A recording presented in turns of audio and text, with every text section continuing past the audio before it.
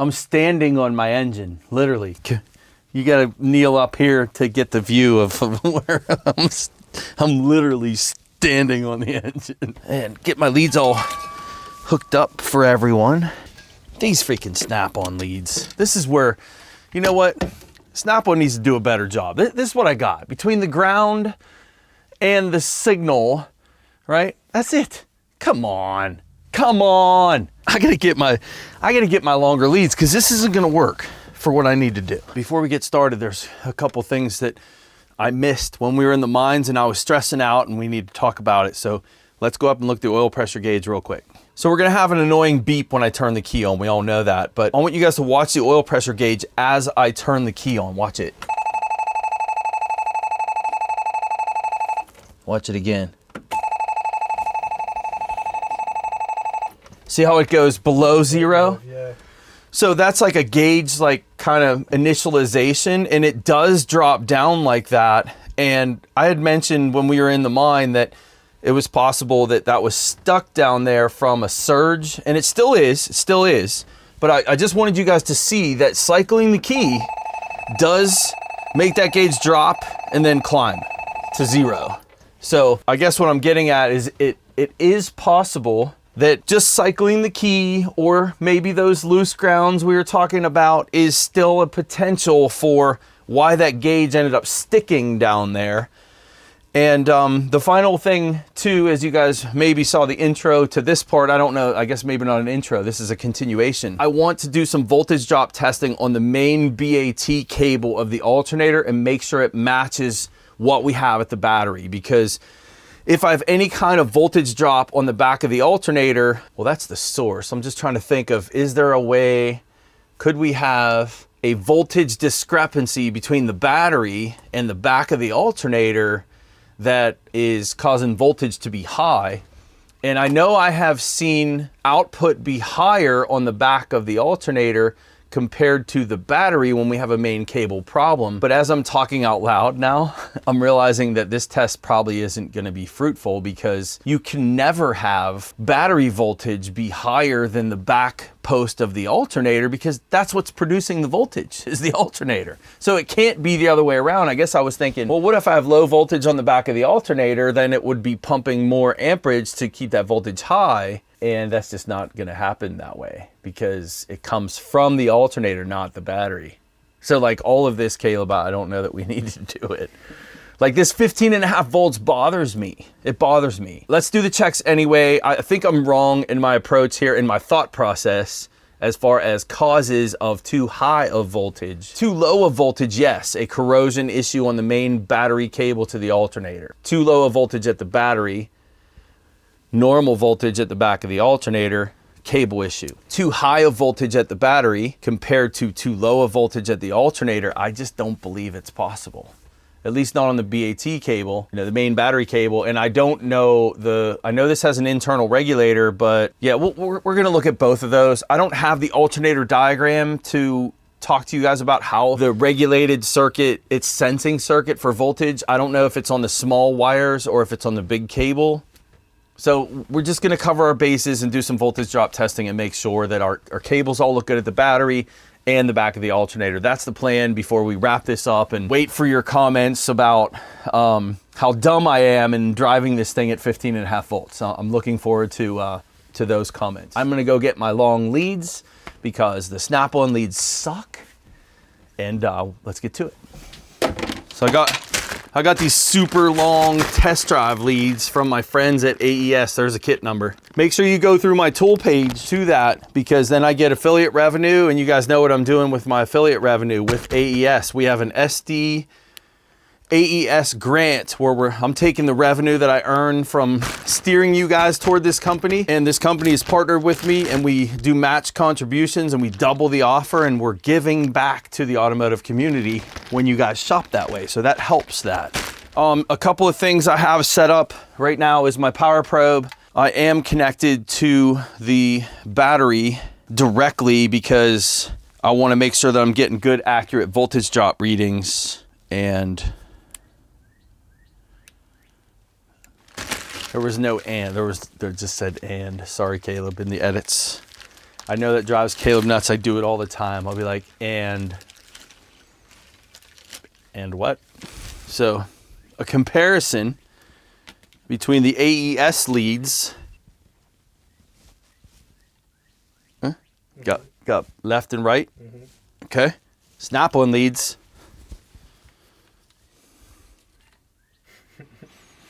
That is pretty significant. Yeah. This is going to help me a lot more for what we're trying to do here. And I'll probably put the GoPro down there, Caleb, so you guys can see what I'm doing. So yeah, that's rolling right now. But I need to get this hooked up. We're going to start with the main post. Yeah, I mean, you pretty much got a nice easy job. You just sit there and really just sitting there. Film my butt crack as I bend over, and we use this camera down here. Want to hear a funny story while I'm doing this?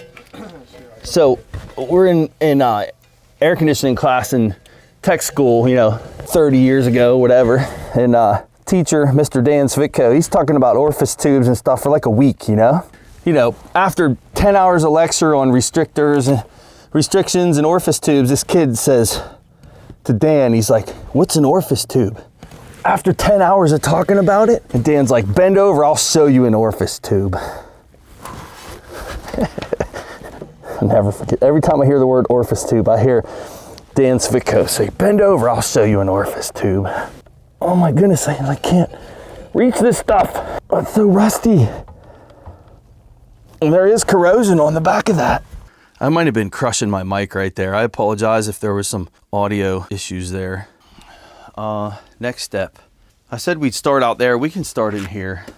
I really think, after thinking about this a little further, that we're wasting our time with this particular test, at least on the back of the post. As far as my ground lead, this is why I hooked up my power probe, because I wanted my ground. So the ground for this is my test lead ground, is going to my power probe ground, which is going directly to the battery, so I get accurate voltage readings. That's the whole reason I hooked up the power probe. All right, so 12.6 at the back of the alternator. That is referenced to battery ground. I'll show you when we go outside. It's gonna be noisy back here.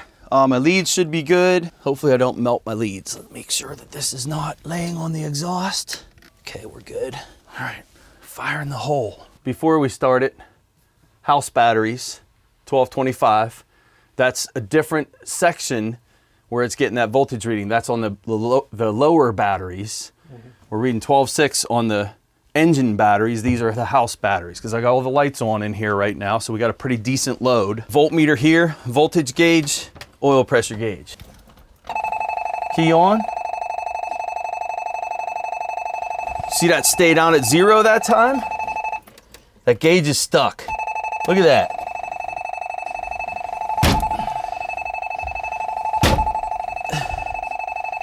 Let's see if it jumps up.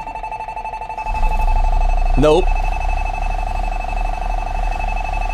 So it never did that before.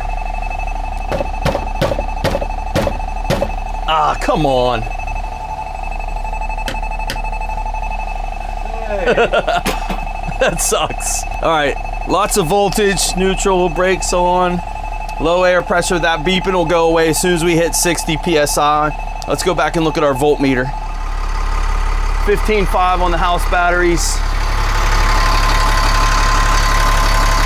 15.8. That's high, man. I don't like that. That's gonna be the same out there. Let's go out and take a look. Plug that back in one more time. Yeah, 15.9.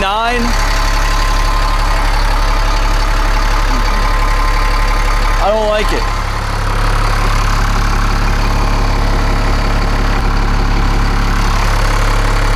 Yeah. 15.8, 1587. Moving over to this battery. 1588.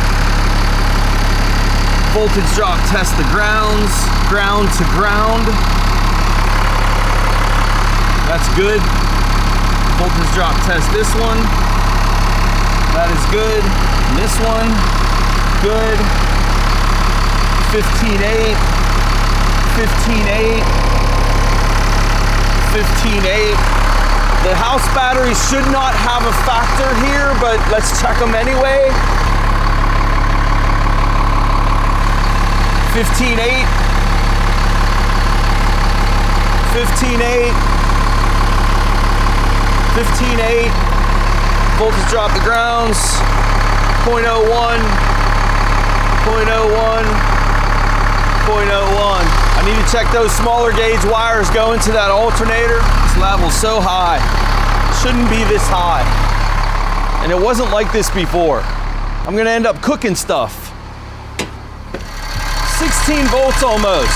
I'm gonna move my lead to the alternator housing, do a ground to ground voltage drop test. Again, we're comparing to battery negative all the way out there.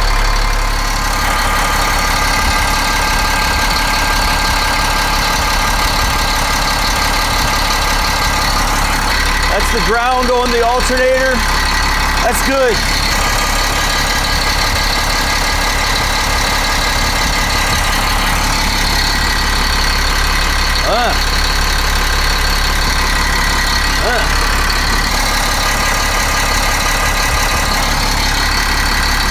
Okay. Just rust. 15.8 in that location.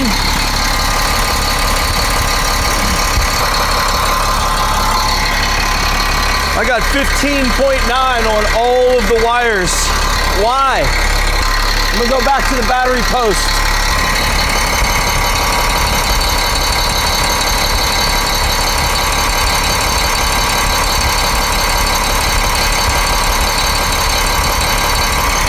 Let's do an alternator diode test again. This will be AC voltage.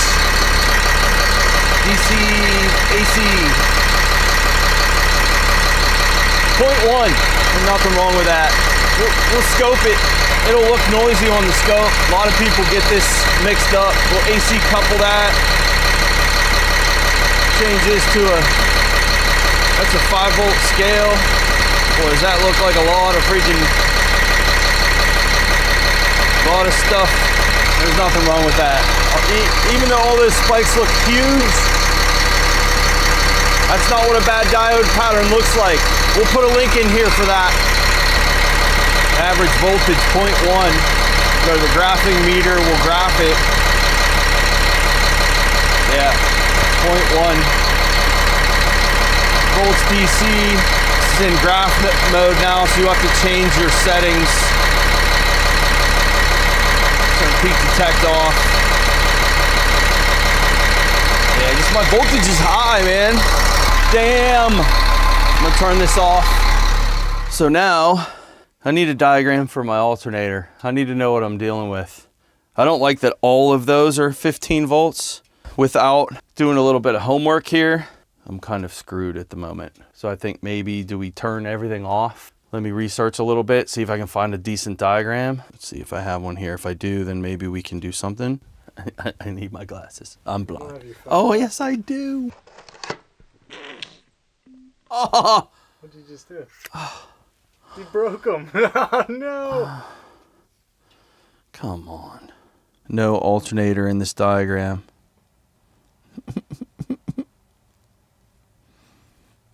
This is the hard part about this. I'm spoiled with our cars because I have diagrams for everything. I might be able to get this from the Cummins website.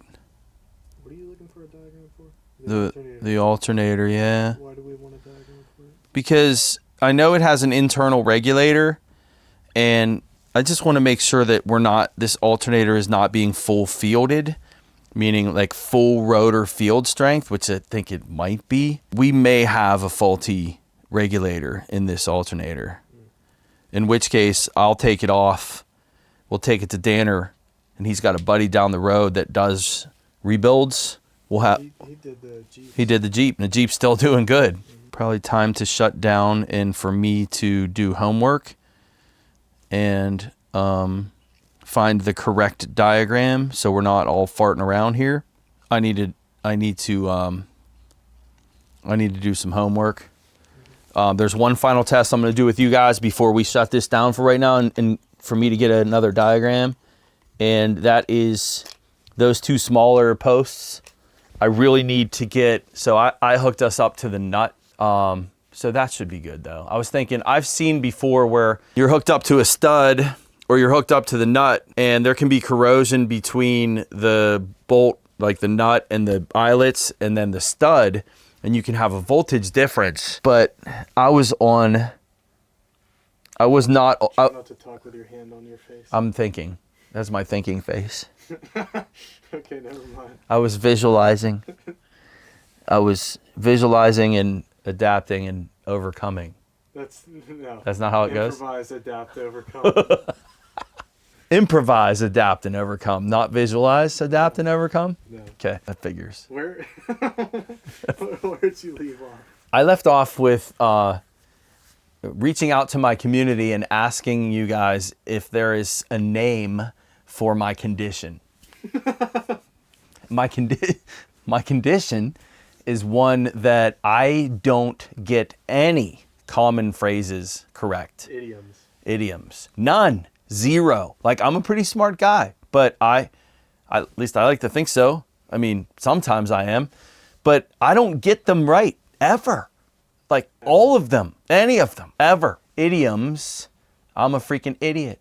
Can't get them right. I was just thinking about the stud, the eyelet, and the reading I got. I was on the nut of the stud that holds the eyelet on, and I was reading those high voltages. So I'm not worried about moving from the nut. I was thinking to go on the stud itself, because I've seen eyelet to stud discrepancies, but I was not on the eyelet, I was on the stud or the nut that's attached to the stud. So I'm comfortable with that reading that we have, that was accurate. And that's all self-contained. I need a diagram. Stop in here. I gotta get a diagram.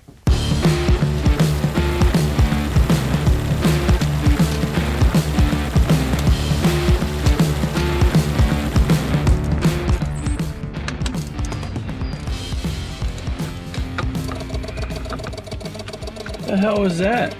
There's no voltage going to anything.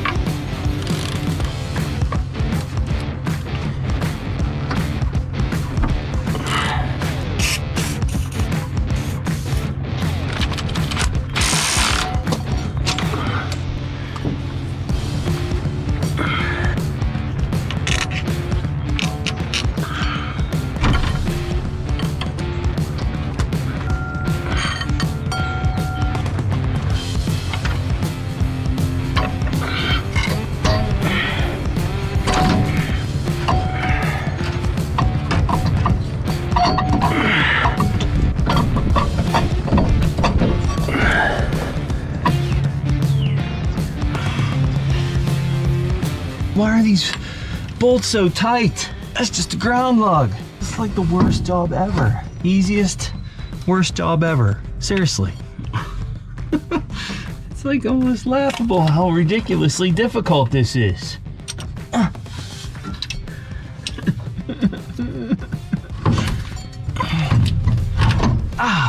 Ow.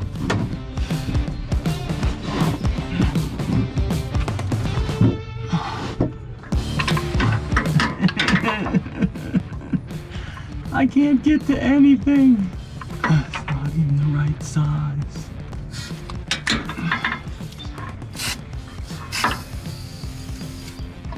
That's gonna snap. This battery post is gonna snap. I can feel it. There ain't nothing I can do about it.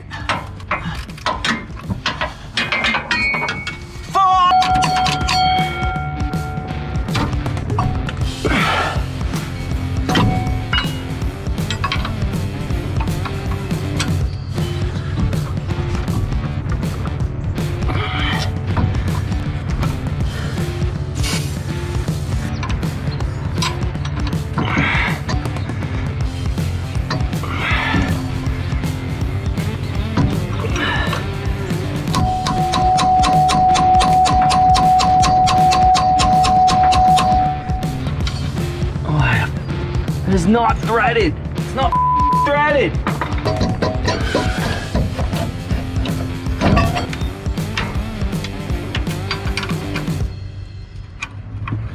I guess it is threaded. Don't use any of this footage, Caleb. Please. Well, we're back, and I got Caleb helping me out now. The last footage you guys saw was me trying to get the stud, this one right here, this guy. I did snap it. I couldn't get it off. I worked it as best I could, and GoPro battery died, and then you guys missed me MFing that stud snapping, and that was part of that assembly that I had a friend put a new regulator on it for me and fix that stud, but I did break it. So that's the last thing you guys saw. Caleb can work his magic in the edits of the frustrations of me trying to get this alternator out of this RV. Real quick, before I begin here, I'm doing a repair on a wire. Let's get a shot of this wire right here, Caleb. That went right to the main battery stud. That's gonna be some type of a voltmeter attachment is my guess. It's not going to be part of the charging because we're tapped right into the main BAT post. I broke that one coming apart, so I'm just doing a quick repair, and I'm using a... I'm just... Dude, are you kidding me? This man just dropped that like 4 times. I'm using an eyelet, like a little cheap eyelet, but I crimped it and I'm soldering the end of it. So crimped and soldered, that goes on the back right there. That's gonna go on the back of that with the main battery post.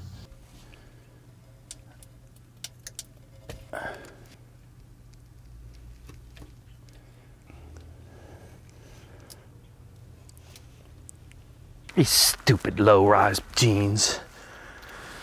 Freaking ass crack is hanging out all the time. It doesn't help that I'm fatter than I used to be too, but we'll blame the jeans manufacturers.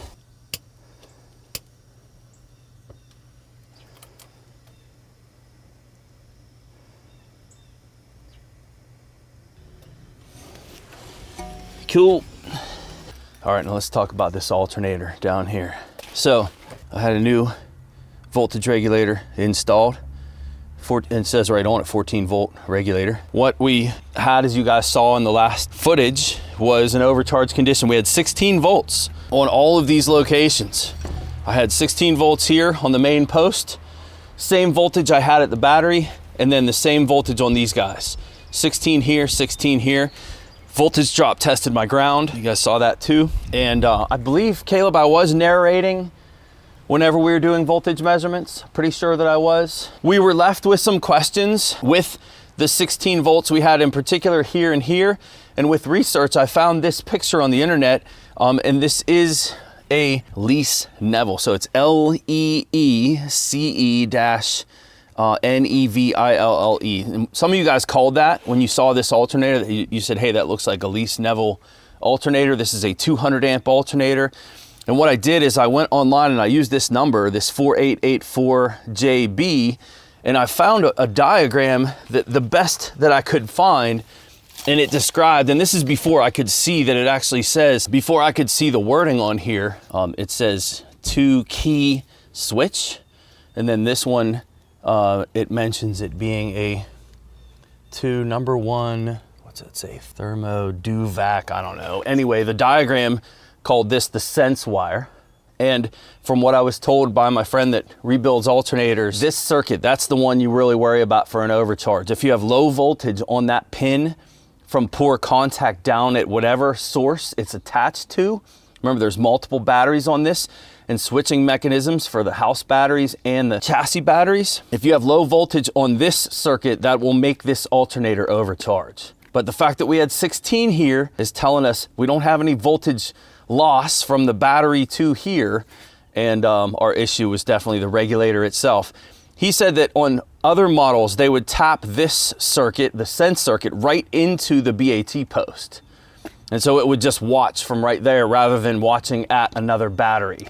But he said on these RVs you want to be careful because of where this goes to, that we could have a wiring problem downstream. And I have a question on that, and he was having a difficult time answering me on this, but he was saying, hey, if you still have a problem, you want to look at this circuit. But in my opinion, the test that we did, we're reading 16 volts in this location, that comes from an external connection. And the fact that we're reading 16 here, the same as the output, tells you all of those connections are good. As long as I'm interpreting that correctly, then we're good in that final test, which was 16 in that location. Now we could unplug this and do a voltage check, which will answer that for me. Is this wire connected externally?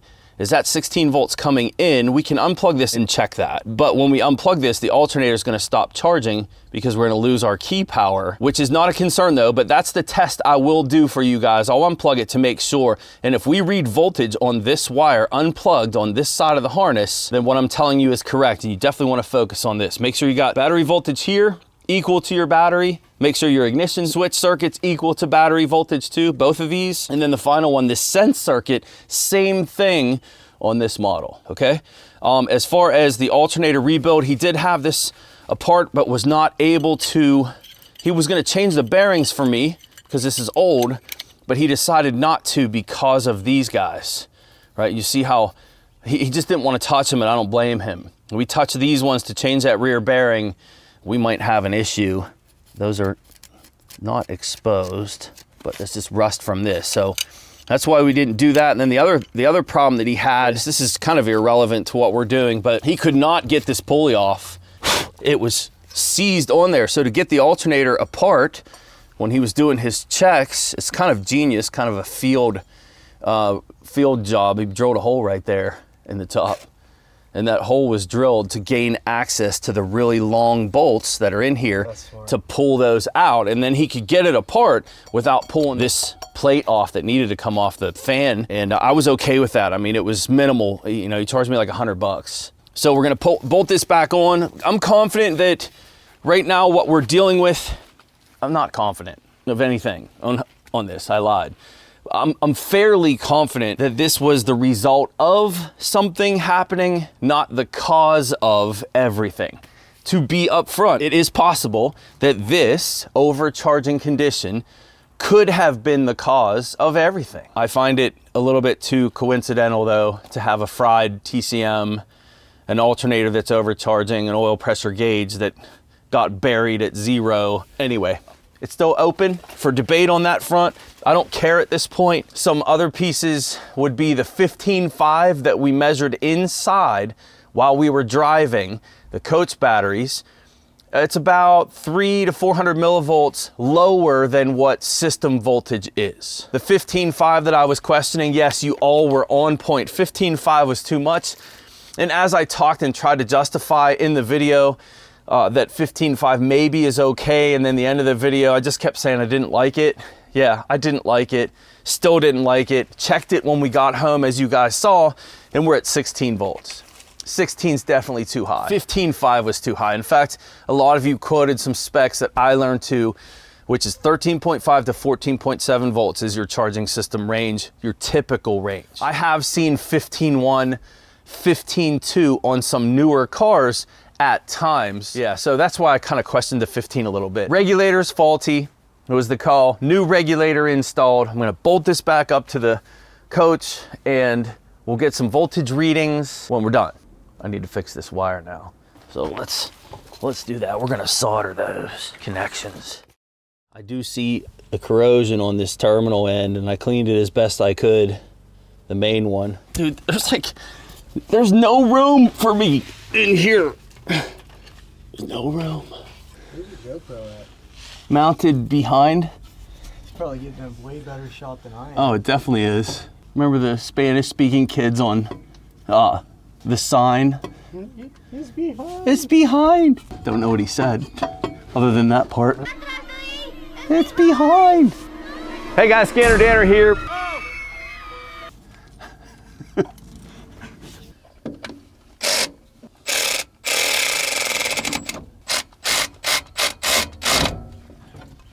Okay, and then I got the final electrical plug. I was gonna leave that unplugged so I can do a voltage measurement. We'll do that. I had a hell of a time with this bottom bolt. Caleb got to just watch it in the edits. There's a major pain the way it's threaded from behind. This alternator's so heavy too, it makes it a lot more difficult to do things.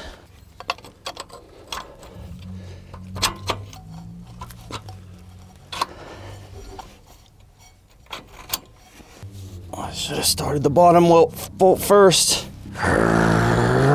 You're gonna be chopping the shit out of this. Like, nobody wants to watch this. Nobody wants to watch this. Why is this a threaded bolt? It shouldn't be. It should be straight through. Are you kidding me? I'm having a shut the camera off moment.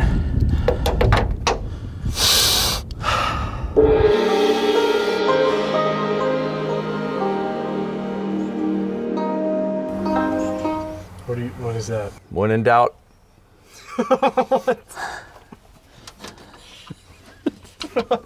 Okay, I started it. See, that's all I needed to do. I'm done. Remember that move. It's a special move. Yeah, SpongeBob taught me that one. It's okay, we didn't need that socket.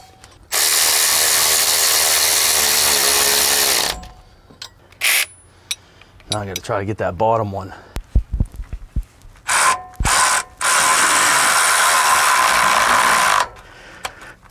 Power tools. Serpentine belt.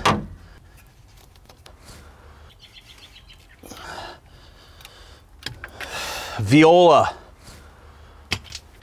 I'm not doing that test I said I was gonna do, where I'm gonna unplug this and do a voltage reading. It's not gonna happen. We're gonna plug this in and show it being fixed. Should have plugged this in already.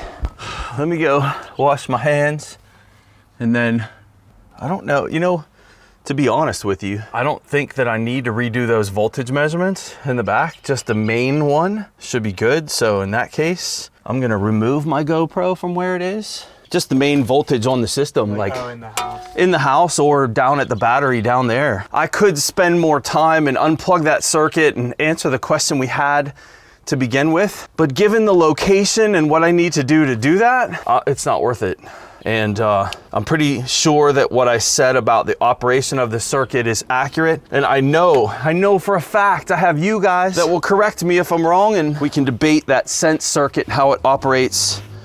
The guy that built the alternator seemed to think, regardless of my 16 volt measurement on that wire, that I could still have a problem downstream. And I'm saying no. It's an internal regulator. It has to have a sense circuit to know what system voltage is, and it bases charge rate off of that. So it's, in a sense, an input wire. We're feeding voltage from a battery, from a switch mechanism for the batteries to that post. That's what I'm calling.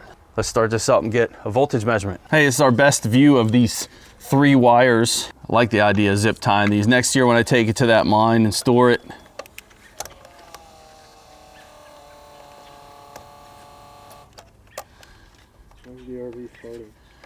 that sounded like the transfer pump or lift pump ran as soon as I hooked this up.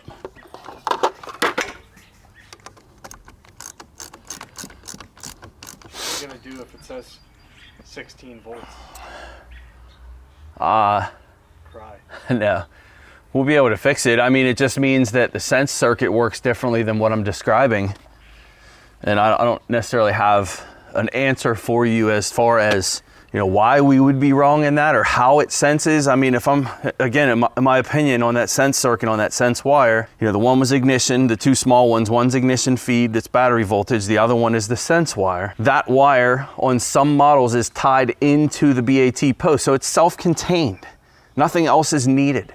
This one is an external sense that goes to one of the batteries. It could actually be one of these guys right here. See these 2 wires that are going right to this post? So one of those 2 could be the sense circuit. I'm not sure. It could also be the small gauge wires that are going back to there. It could be one of those is the sense wire. Because remember, it switches. It has the ability to switch. It charges both sets of batteries. It also, if I kill my house batteries overnight, or if I kill my chassis batteries, I can steal from my house batteries. It's called like power sharing to aid in starting it up. So I have that ability too. So there's switching mechanisms that I don't know how they work on this. I've never had to research it because I never had a problem with it. But in any case, that sense wire, I believe, is coming out here. And if we're reading 16 volts on a sense wire that's external, then it's feeding back that way. It's not coming from the alternator. I can't see it working any other way, but Maybe I'm wrong. Real test right now is I'm reading 12.5 volts on this battery, and I'm just gonna start it, see what we have. When I start this, Caleb in the edits can overlay this actual battery voltage and we'll compare it to the gauge inside. Remember how high my gauge was? And then we'll look at the inside battery too. And then we'll come out here, you and I, and we'll look at this. One of the things that you guys pointed out in the last video is how this radio was like freaking out. And it does that whenever you disconnect the battery, it goes into a demo mode and it'll start flashing and see all that crap. So some of you guys saw that and were like, hey, maybe that's a problem. No, that's this stupid radio. So just an FYI there. All right. Where's the battery? Right here. This guy was sitting almost up to 16 volts. I'm gonna start it and run back and eyeball everything. Yeah, we're reading 13.9 on the meter out there. That looks great.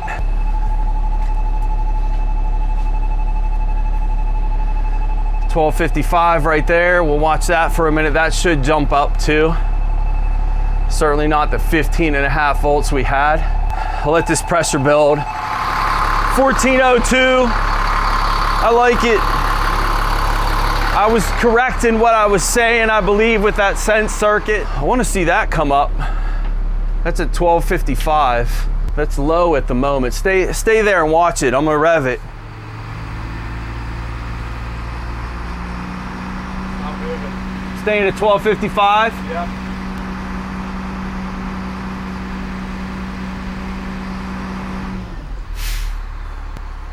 Come over here.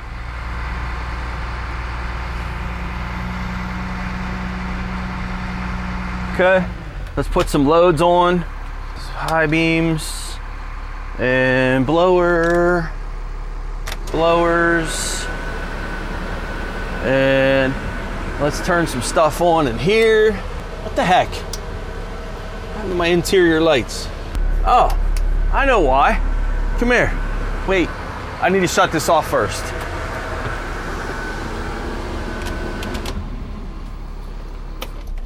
There was something that I failed to do. My master on-off switch. Yeah, I never turned it on. Yeah, let's go back. You think you'll see more of a light with that? No, but my interior lights and everything will work, and I think our display will probably start showing a charge rate now. You ready?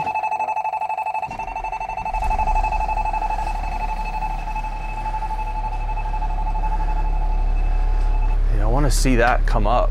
It should. I don't think that I need to hit the charge button, but maybe. Let's see what she does. That should be equal to my system voltage. I just never really paid attention to it, to be honest. Yeah, I start charging right away, 13.9. Let me shut this off. Yeah, I'm gonna turn some interior stuff on to load it. Just kind of take the surface charge off those batteries. Yeah, it's gonna start dropping as I put these loads on.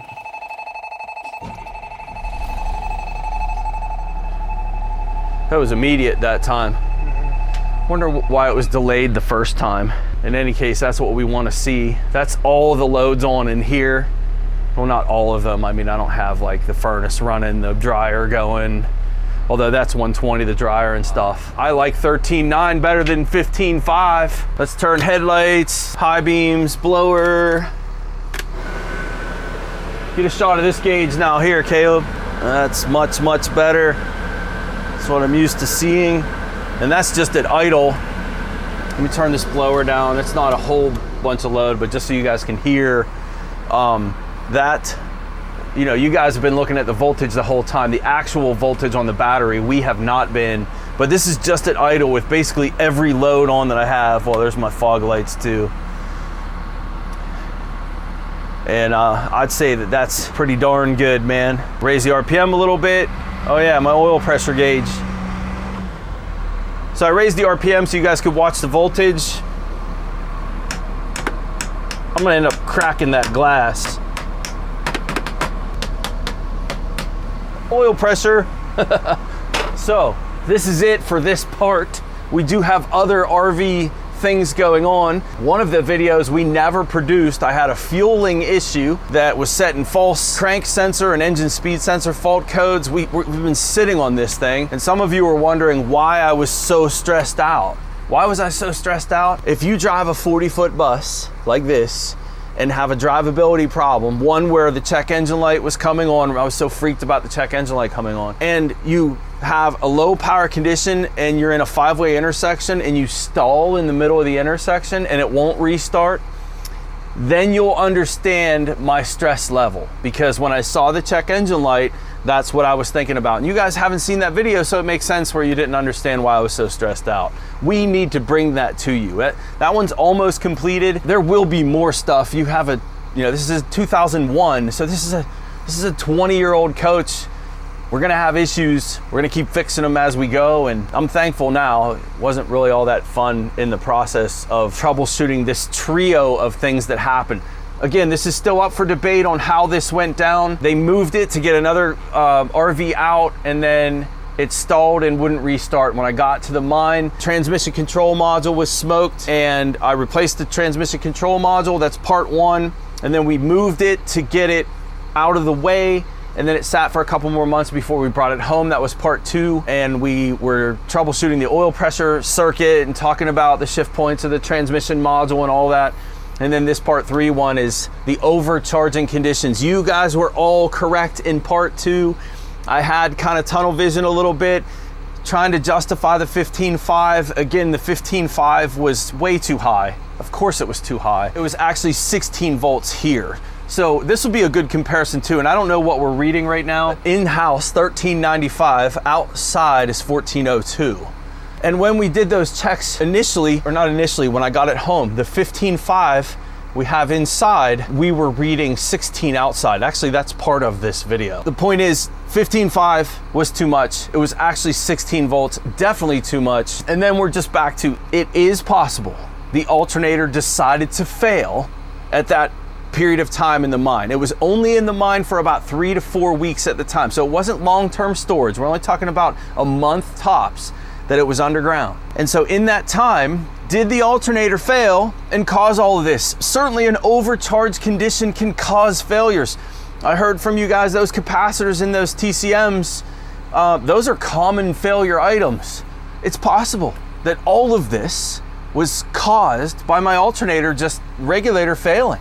Very possible. It's also possible something happened and it was reverse polarity jump started, or those grounds that I had mentioned in part one caused this condition.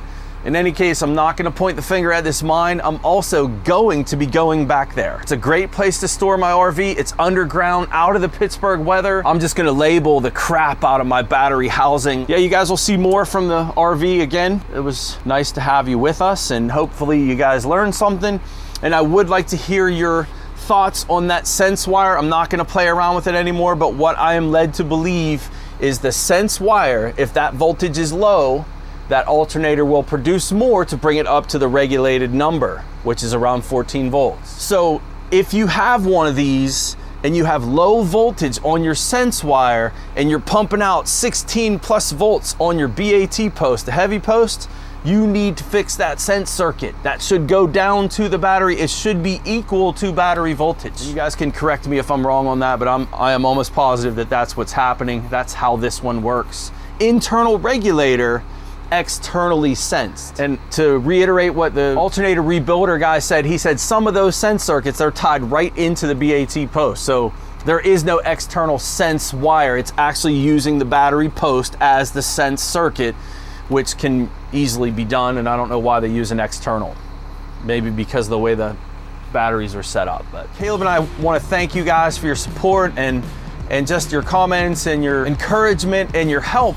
We learn from you guys too, as you learn from us. Stay tuned. We have a playlist for the RV. Share this with your RV friends. We'll see you next time. Will you do me a favor, Caleb?